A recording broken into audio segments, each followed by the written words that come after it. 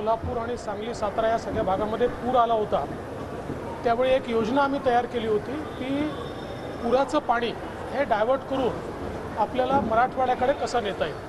कारण पुराचं जे पाणी असतं हे एक्स्ट्रा वॉटर असतं, ते काही कुठल्या राज्याच्या मालकीचं नाही आहे. आणि म्हणून या संदर्भात आपण एक प्रोजेक्ट तयार केला होता आणि Asian development bank, world bank दोघांनाही आपण तो प्रोजेक्ट दिला होता. आणि मग त्यांच्याकडनं त्याचं अप्रायझल झालं आणि त्या संदर्भात इन प्रिन्सिपल एक प्रकारची मान्यता त्याला त्यांनी मागच्याच काळामध्ये दिली होती.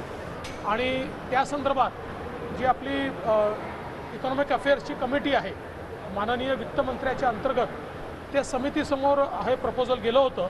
आणि आता त्या समितीने, कारण आपल्याला जर कुठल्याही वर्ल्ड बँकेचं किंवा एशियन डेव्हलपमेंट बँकेचं कर्ज जर घ्यायचं असेल तर त्यांची मान्यता त्याला लागते.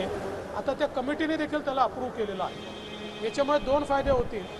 एकीकडे सांगली, सातारा किंवा कोल्हापूर, विशेषतः कोल्हापूर आणि सांगली इथे जो वारंवार पूर येतो त्या पुरापासून आपल्याला त्याचा बचाव करता येईल.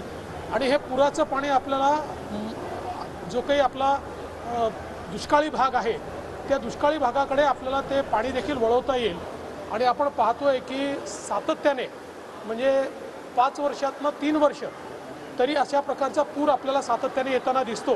त्यामुळे हे पाणी सातत्याने उपलब्ध आहे आणि म्हणून या पाण्याचा उपयोग आपल्याला दुष्काळी भागामध्ये करता येईल.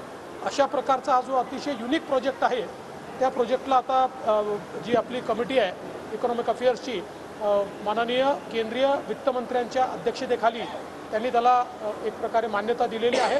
त्यामुळे मला असं वाटतं की मागच्या काळात मग ते कृष्णा भीमा स्थिरीकरणासारखे प्रोजेक्ट असतील किंवा वेगवेगळ्या प्रकारच्या ज्या संकल्पना मांडण्यात आल्या होत्या त्या संकल्पना कुठेतरी या प्रोजेक्टने आपल्याला पूर्ण करता येईल. वैनगंगा नळगंगा प्रकल्पातही बहुतेक मोठं नळगंगेला पाणी पाठवण्यात दिलेलं. वैनगंगा नळगंगाचा संदर्भात